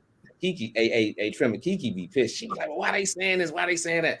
I be like, that's just what it is, man. That's just how the cookie crumbles. Mm-hmm. In some fans, they don't want to see it. They don't want to see it. They don't want to see it. because again, this is not how college football should look. It was fine. Nobody said a word when he was at Jackson State. Yep. Exactly. Because why? HBCUs are known for the excitement. Band and all that stuff. So it was good for that. But as soon as he got to Colorado, oh, it's an issue. Why? You know, so what he did for black colleges and what his message was, you have just as many talented kids at black college at HBCUs that should get an opportunity. And in this past year's draft, again, how many black college kids were drafted? Or they were given the opportunity, free agency, but free agency, it ain't no guarantee. So, well, I gave him a shot, now I cut him. But prime example, the guy that went to Cowboys Land, he should have been a free agent. He should have got drafted. You say Land? Yeah, he played. They moved. He was outside linebacker. He from Florida. Okay. He should have got drafted. So you know that was Deion's message. That was why I went. That's why he went there, to bring the light to, hey, yeah, I'm Deion Sanders, and yes, I can go coach at Jackson State. So you know that we you know, my opinion. Hey, accepted here. You can express your opinion however you want it, champ. Yeah. And I must admit, I never really watched college football until now. His games are exciting. Yeah, a lot of people. A lot of people haven't watched college football, especially Colorado. I mean, what, they had 2 million plus people stay up past 2:30. Yep, yeah, I was up to that game like this. So, he was up. I fell asleep. I was like, I woke up. I was like, you still watching the game? And so, you know, I'm like, it's a reason why you want to see him win, and some people want to see him lose. They want to see, and it's sad that you want to see him falter. It's sad, but like somebody just was that Ray John? Like he just he giving these kids exposure. The opportunity, giving them exposure, putting them in the best situation. And I mean, I give him 3 years. See how many people really gonna be mad at him when he get those, because it takes up front. Yeah, it takes 3 years to actually build your program, to get the guys in there that you actually need for your program. He got the coaching staff. I mean, they did a heck of a job. So now you just need the pieces. So now year 3, if he up there competing for a national championship, they really gonna be mad. Oh, all hell gonna break loose. I ain't watched Colorado since Cordell Stewart and Westbrook. Westbrook, yeah, the wide receiver played with the Redskins, Commanders. Right. Yeah, it's like people waiting for their downfall. Like soon as they lost that one game, it's like people just went crazy. They was glad, like that. It was just crazy. That's how it is. That's what people waiting for. I mean, I know how football works, and you know, he wasn't able to, because a lot of guys that transferred in, they didn't even allow to play, and that happened to other schools as well. So, of course, you don't make the schedule, or sometimes you make the schedule thinking you're gonna have these pieces, and unfortunately, he not. So now he ain't make no excuse. He ain't say, well, when we lost, well, this is what we didn't have such and such, so that's why he ain't making no excuses. But he just said, you know, y'all better get him now. Yep, that's what I love that, man. I love that saying, get me now, because like you said, it takes 3 years to build a powerhouse championship football team. And when he get them dogs up front, Trimmer know, when you get them dogs up front, that offensive line, that defensive line, because that's where they losing the game at, Trimmer. You can't expect Sanders to get off 1 Mississippi, 2 Mississippi, 3 Mississippi pass when you got them big hogs just getting to your back. Not holding up. Yep, and not holding up.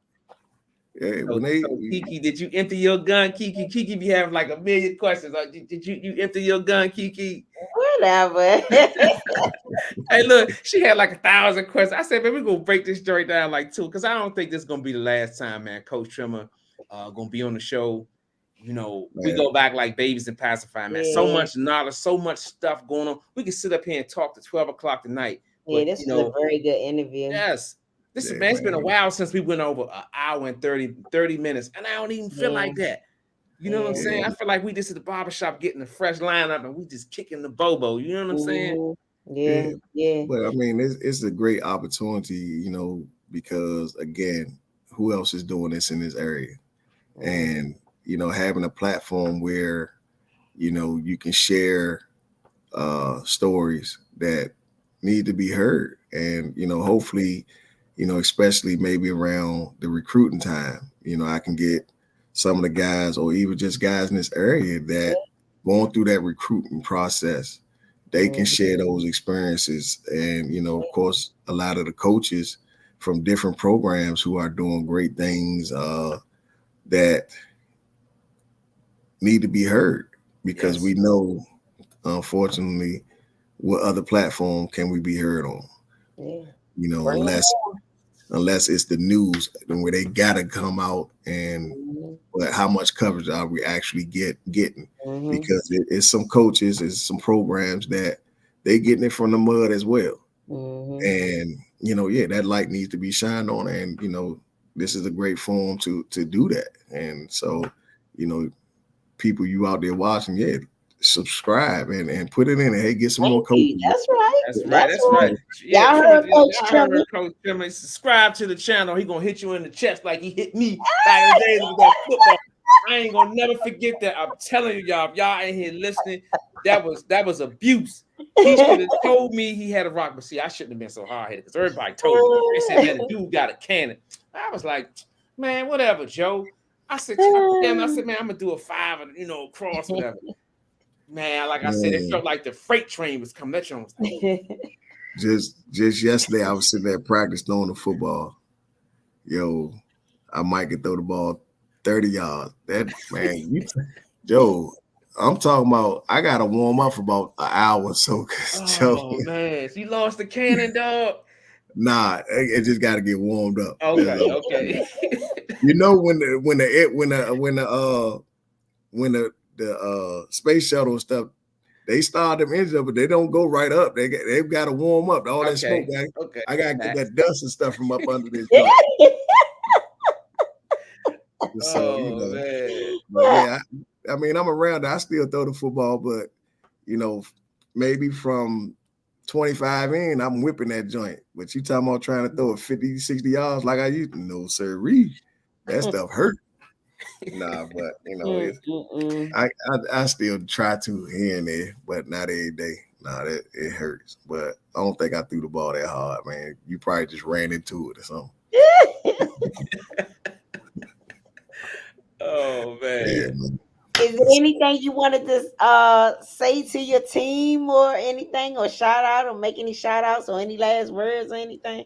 I mean, one, shout out everybody that tuned in tonight. If some of my players got on there, of course, you know, I'm gonna shout y'all guys out, because without y'all, it wouldn't be me, past or present. So, you know, I'm very grateful to you guys, and being able to help you, you know, live out your dreams, and you know, be successful and productive young men. And then also, the experiences of coaching with the guys that I coach with, you know, especially at Friendship for the last 11 years. You know, it's like a family bond. We had our ups and downs, but at the same time, we at the end of the day, it's one objective, and that's the first Wednesday in February, to see these young men be able to, you know, go to college and stuff like that. That's the reward for us. Like, yeah, we got 5 championships, but we got 150 championships because of seeing those young men being able to go to school. And to everybody that's out there, coaching is fun, but at the same time, if you're in it for your own self gain, you shouldn't be coaching. You know, it's about the kids at the end of the day, and helping them grow in their profession and helping them grow as young men. So that's the biggest thing. Yeah. And tell us, when is Friendship's next game? And who they playing? You want to come see the Beach Boys in action? We playing Friday. We playing Friday night at the Beach House. That's at Collegiate on Minnesota Avenue, the old Cottage Woodson. At 6 p.m. we playing Armstrong, team out of Petersburg, Virginia, I think. That's 6 o'clock. It should be a good game. So if you available, tickets $5. Come enjoy seeing the Beach Boys in action. I mean, we had some talented guys. We playing some good football, and you might see me on the sideline fussing and cussing. We already know that, Joe. We already know that. And tell the people where they can find you at your social media handles or whatever. If they want to I'm on Instagram most of the time. Facebook, I don't know what I be doing on there half the time. Nah, but Instagram is QB for life, the number 13 at Gmail. I mean at IG. See, I'm special. And on Facebook, you can find me at Ronnell Trimmer. So you have any questions about football, life or whatever, just feel free to hit me up. Nothing crazy, but I'm good. Yeah, that one right there. That's right. She be while you be talking, she be typing. Boy, I tell you, she on it. Right? If I can be so lucky, you know what I'm saying? God has truly blessed me over the last couple of years. I must say so myself. They say if you don't have a bomb person beside you, you ain't nothing. And Kiki showing it, Lou, because I don't think you can type that fast. So you know what? You coming for me, dog. You coming for me. Hey, look, you know it don't take long to get loaded, baby. That's right, John. But yeah, man, any great thing that's happening in the world, man, women make the world go round. And I ain't been paid to say that. I'm just telling you the truth. Behind any great invention, podcast, like that dude, Liteskin Lou, he got a podcast, and he got this young lady named Kiki running the channel. And man, she the bomb. She make this channel go round. So if y'all out there, y'all get y'all hands together for Kiki, man. She's always doing a lovely job. Put y'all hands together, man. Most definitely. That's right. The information is there. She don't half stepping. She was texting me, boom, boom, this, that, like on it. And this wasn't just yesterday. This was 2 weeks ago. So, she was prepared. And like I said, subscribe. If you watch and subscribe and, make this work, because you got two individuals who taking the time out of their schedule. They can be living their life, but who really want to make an impact in this city. So, y'all subscribe and give them their props, because, this can be something that take them a long way, but also take this area a long way, open people's eyes. So, I'm proud to be on here and, hopefully to be back, or I can get some players, get Coach Hunter, if he watching, get him on here. 'Cause, again, he represents more than just the Beach Boys, he's really, about the city, he's, it's a great thing. So it's a lot more people out there, other coaches, and I know this like boxing, so I like it, because I'm like, man, okay, who I can find? So I'm locked in. So well, if y'all are watching Friendship Collegiate, we thank y'all for watching and tuning in. To all the players, the Beach Boys, and the coaches, we appreciate it. Hey, Trimmer, your girl Keisha Green in here, man. She said she's so proud of you. Great interview. What's up, Keish? Thank you very much. She might be talking about y'all, because she's talking about you. She's talking you. She said, "Kel, I'm so proud of you. Great interview." I'm so blind. I need my glasses. So, sometimes my eye might start going cross or something, but nah. And I thank you, Keisha. I mean, dang, you tuned in. Hey, that's all right. Plus, you're a Rambler, so that's hey. Right. Ramblers. You had a lot of Ramblers in the building tonight, coming in for you. Oh, that's cool, yo. I mean, we're a big family. Yeah, so that's a great thing. And I mean, I greatly appreciate Lou for he been telling me this for the last last year. Trimmer Yeah. get you on it, so to finally make it happen, man. Yep. And when he I, gave me your information, he said, make sure you reach out to him. So that's what I yeah, did. And I've been reaching out to you, making yeah, sure everything was settled. Yeah, yeah. see, I told you, Trimmer, that's what light skin dudes do, man. That's what we do. You know me forever. You know when I'm a Yeah, man of my word, man. And I need y'all to be a man of y'all word and hit that like button, man. We about to close the show. I had one of my dearest friends in here, man, accomplish a lot. He's doing great things over there with the Beach Boys. Not 4, 5 championships over there. 11 years, man. They took. What's that ring again? That's right. Put that ring up there. We got to see that ring one more time, dog. Let us see that ring. I know you still got it on, champ. You always get the bling when you do your thing, man. They don't get. Look at that joint, man. disregard my ashy knuckle, but you know. Hey, look, I wasn't gonna say it looked like you was punching some powder before you came on the Came joint. straight for practice, y'all. Yeah.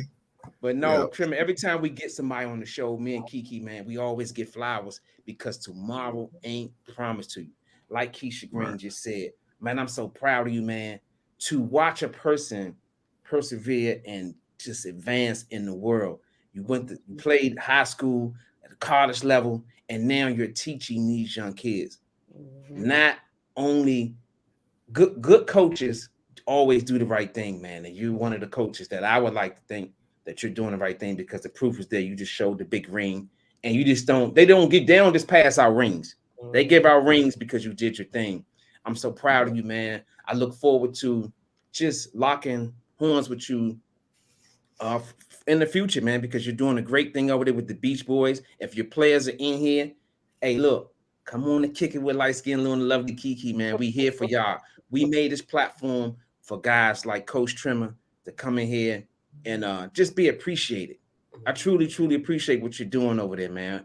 I heard about it, but once I locked in and started doing the research and was like, damn, I ain't even know this because we talk here and there, we talk football, we talk life, and just doing the research, man. I understand what you're doing.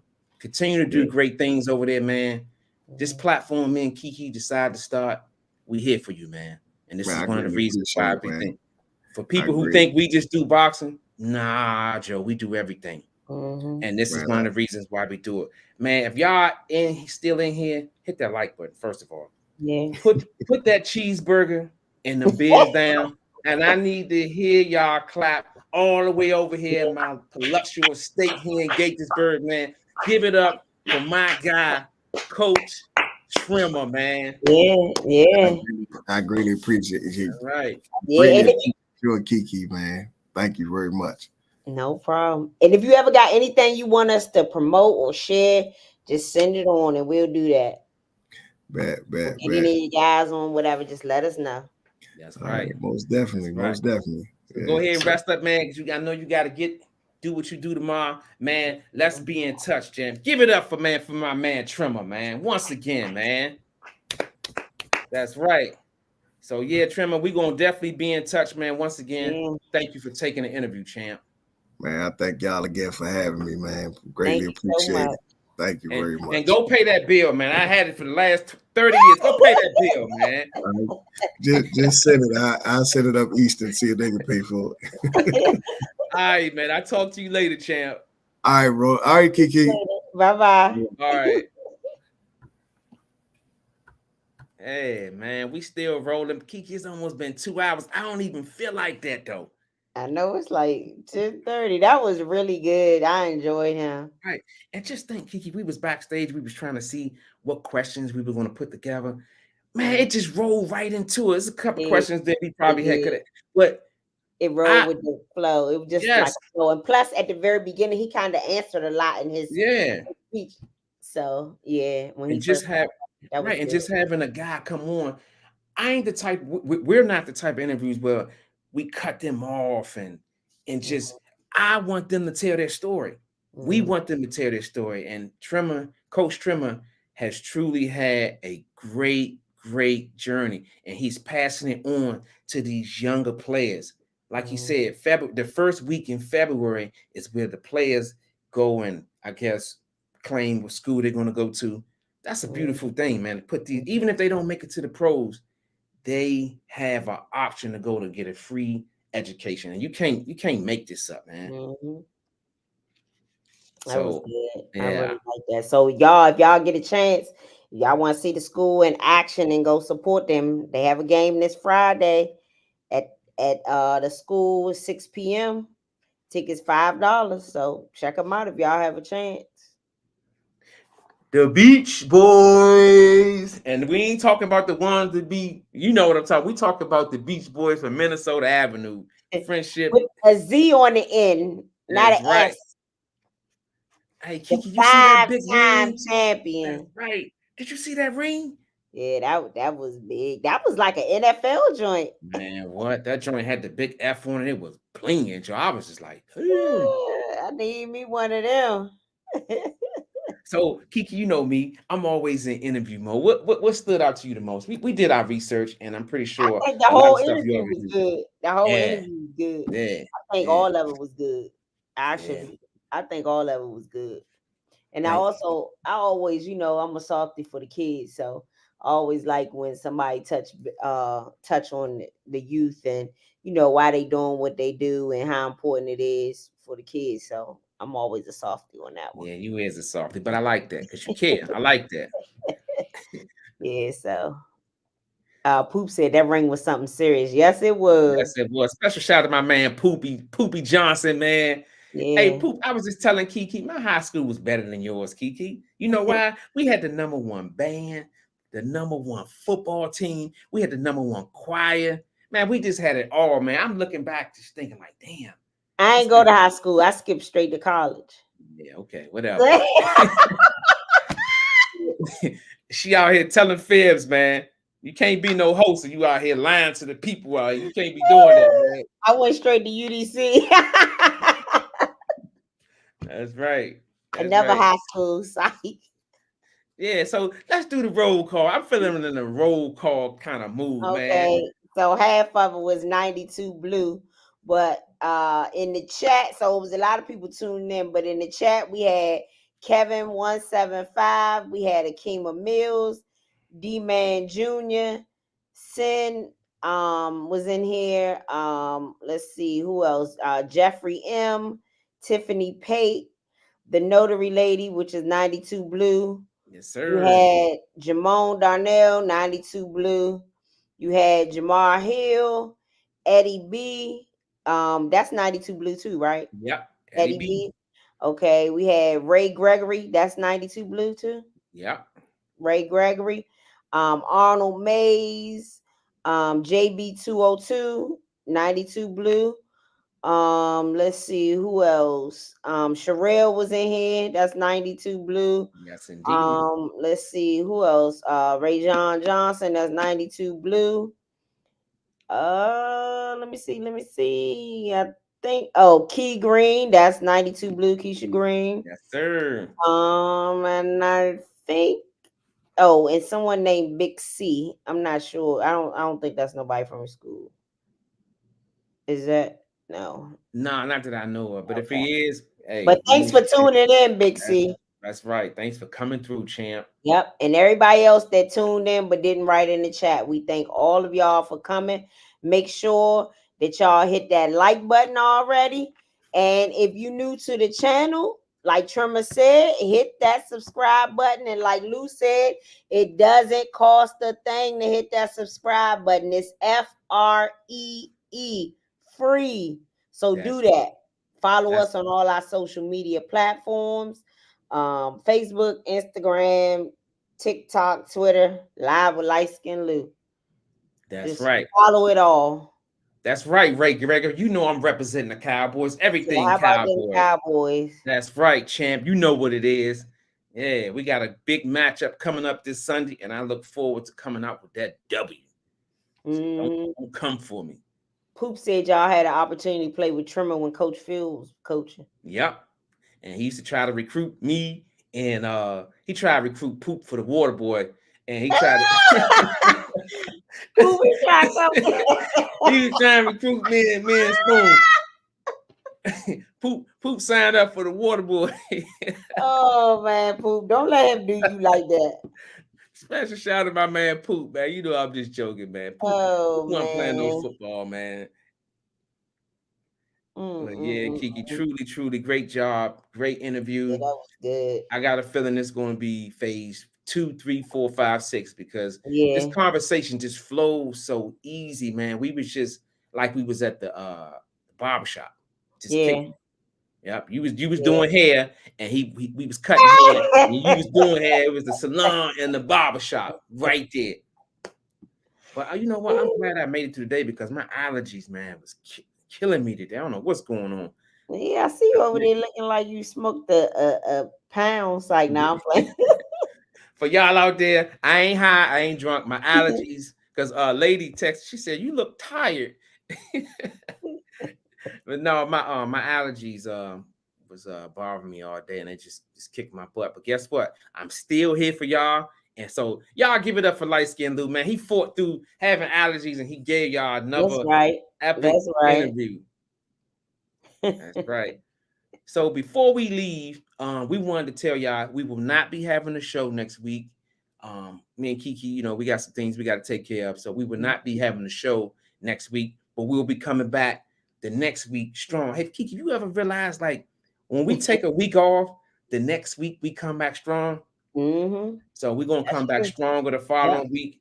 Kiki's going to be searching for that next special guest. And I got a feeling it's going to be another barn burner. And while we off, use that time to catch up on our YouTube channel. If there's anything that y'all haven't watched, watch some interviews. We got some good live interviews on there. I guarantee you won't be disappointed. So check out, run through the page, you know, watch some interviews. And you can even watch some posting because we still going to be posting. We might not have a show, but we're going to be posting. That's right. For sure.